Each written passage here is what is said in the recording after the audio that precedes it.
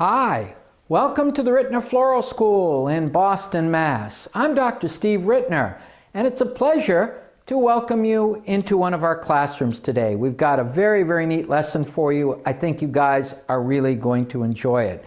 Those of you who've watched some of our past videos know that I'm always intrigued with different symbols, different kinds of expressions, and ways that these symbols and expressions can be manifest in floral art. Also, many of you who've been watching some of our videos know that I love novelties. So today we've got a very, very special lesson planned for you, and I think you guys are really going to find it kind of fun. We're approaching Christmas, and we thought it would be kind of fun to play with a new friend. It's actually an old friend in other parts of the world. This is something known as a Tomte, sometimes known as a Nisse, depending upon where you're talking about it. It hails from Scandinavia, and these little creatures have a function. The idea is that they kind of take care of farmsteads, they protect the buildings, they watch out for the farmers. They like people to be polite. They also tend to like to have respect, as most of us do.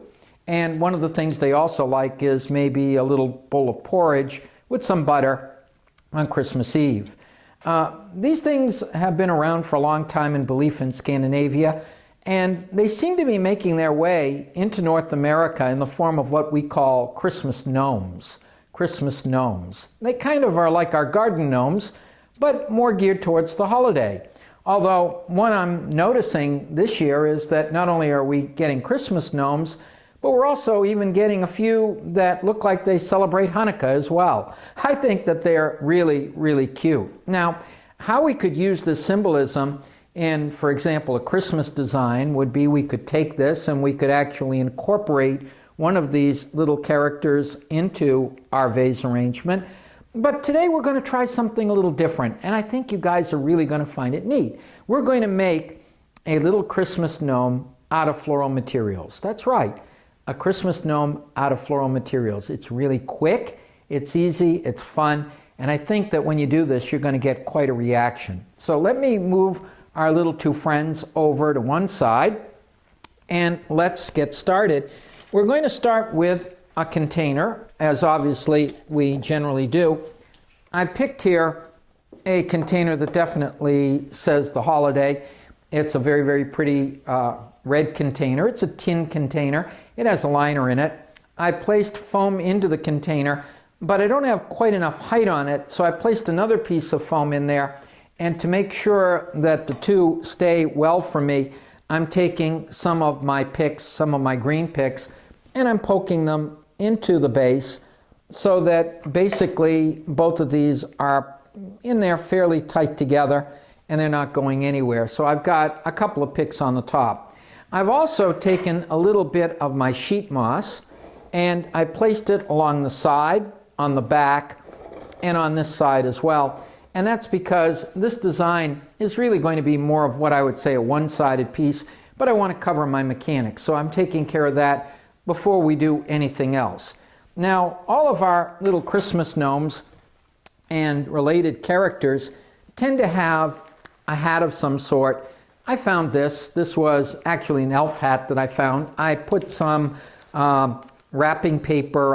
I basically crumpled it up, newspaper, wrapping paper, whatever, crumpled it up and stuck a pick on it so that we can get this part taken care of fairly rapidly. This particular one has even a couple of little ears on it.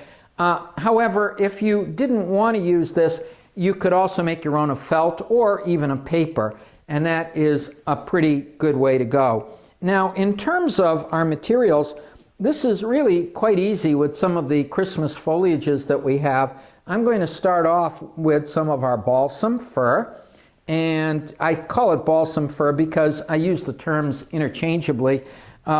We have balsam that we have and fir. They come in bales, they mix them, and I've taken some small pieces and literally cut the small pieces off so that I can take these and I can actually shape our little character's beard. And so I'm going to take some of these and I'm just going to gradually work some of these down. The one thing you do have to make sure of is when you're doing this, remove some of the needles, because you'll find if you remove some of the needles, it'll make insertion a little bit easier. And so I'm just gradually taking these and I'm placing them down, working them in towards the front on this side, and then gradually working them even further down here and along here. In other words, what we're doing is we're kind of shaping our little character's beard. And notice we're coming out here, we're coming along like so. This is coming along very, very nicely. And as I'm doing this, I can add, I can modify. In other words, if I see a spot or a place where I feel I need a little bit more, I can add it in here. So I'm just gradually working my way around here on this. So we can see this is coming together very, very nicely. I'm going to do a similar process over onto the other side. I'm going to take another piece of my foliage, place it over here. I think you're going to find, my viewer, these things are fun to do. They're not hard, and they give a really, really cool effect. And as I said, I love doing novelties. Novelties to me are the fun things. Novelties, in my opinion, are the crowd pleasers. You can do what I call the Hallelujah Chorus designs. Those are the designs that are very, very impressive, that people look at, they get impressed by, and they're great. But in my opinion, the ones that make people smile, those are the ones that I generally get the most pleasure in, because I think that they're just great to do and they're fun and people really appreciate it. And when you kind of walk down the street with one of these things or you're showing it around to people, they always smile and it makes them feel good. So you'll notice that we're just gradually working our materials in. The hardest part is right up here because we don't want to cover the hat entirely. And now I'm going to take some more pieces of my foliage and gradually work it down here. In other words, I'm just gradually layering it, as it were, angling it down so that we can end up with a nice effect on our arrangement. Notice how this is gradually coming together. So what I did on this, my viewer, you can see I started here, worked down here, started here, worked down here, and now I'm working some of my pieces in towards the middle of our design, gradually working in towards the center.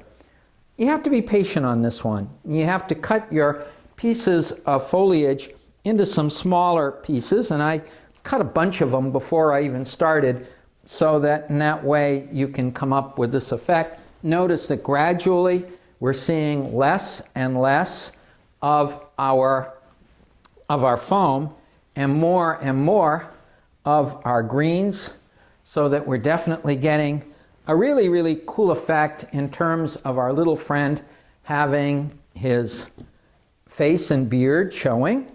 And it smells so good. It's unfortunate we can't convey the sense of smell when we're doing these things on video, but the use of these evergreen materials really does have a lovely fragrance to them. And if you find that you need to, you can give it a little bit of a trim. So we can give our friend a trim from that point of view. Now, we do need the nose. And what I've done is I've taken a styrofoam ball, I painted it pink, and I placed it on a pick so I can put our little friend's nose right in here, like so. And now you definitely see the resemblance to our little Christmas gnomes that we had before. And we could simulate legs and arms if we wanted to. I've taken a few holly berries and I have them here, so if I want, I can simulate the feeling of an arm or hands sticking out using some holly berries. And I'm going to place one here, and I'm also going to place one over onto the other side, so our little friend is kind of waving his hands at us. We could stop at this point if we wanted to, and I think it gives a very, very nice effect. There are a few other variations that we could do on this if we'd like.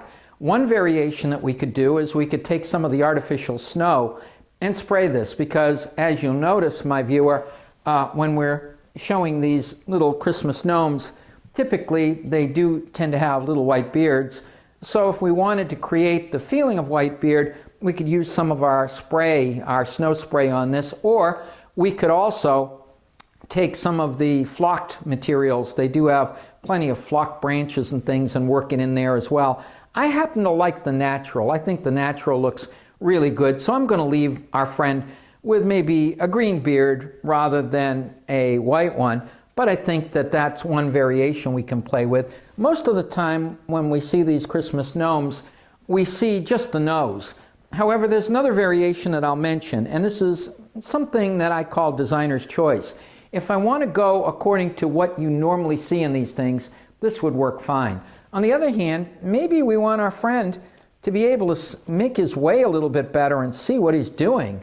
And so what I've done here is taken a little glass ball and I've tied it to a pick, and we could place a couple of glass balls here, one on one side, one onto the other, and I'm just placing this here. So now our friend's eyes are kind of peering at us.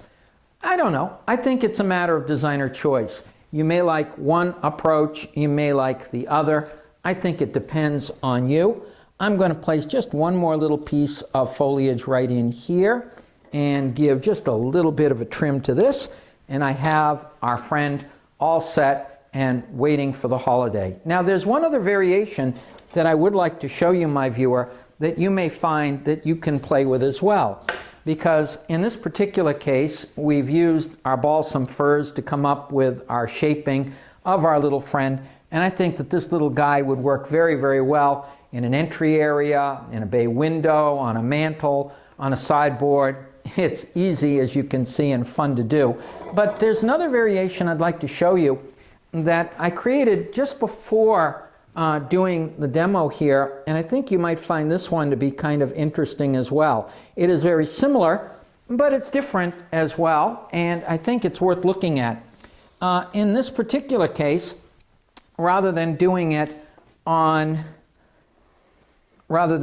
this in the metal container, I've got a birch container. This is a container that simulates, it's got birch around a container, it's got a liner in it. We have foam in there. The foam is not excessively large, but it does cover some space. The difference in terms of our hat, in this particular case, I found a nice elf hat that worked pretty well on this. In this case, I took basically a piece of paper and then made a cone out of it. You could do this with paper, you could do it with felt, and then I did the same thing, put some paper inside of it and stuck a pick on it. I'm using the same nose here in both cases. In place of using my holly berries for hands, I'm using a couple of carnations, which work fine. I'm not adding the eyes here, although I could add the eyes here. Instead, I have 3 of my millimeter balls on picks coming down almost to simulate as if the fellow has maybe a shirt and he's got a couple of buttons on his shirt. We could do that or not as we so desire. The material, however, here is a little different. In this particular case, we're using our balsam and fir. In this particular case, we're using boxwood. In other words, this design is a little Christmas gnome using boxwood material here, made very, very similarly to what we did before. So, my viewer, what do you think? Christmas gnomes. This is a nice novelty idea. It's something that fits in very, very nicely with the holiday as we gradually make use of holidays and customs from around the globe, and we enjoy the diversity of population here in North America. I think you can see, I think this is an idea whose time has come. They're fun to do, they're quick and easy to do, and I'm sure, my viewer, you're going to get a great reaction when you show these kinds of things. On behalf of all of us here at Rittner's Floral School, we hope you enjoyed this brief lesson. We want to thank you for coming in and visiting with us today, and keep viewing more of our videos of all kinds of ways that we can have fun with flowers and enjoy our media to come up with all kinds of neat things. Thank you for coming in and visiting with us today.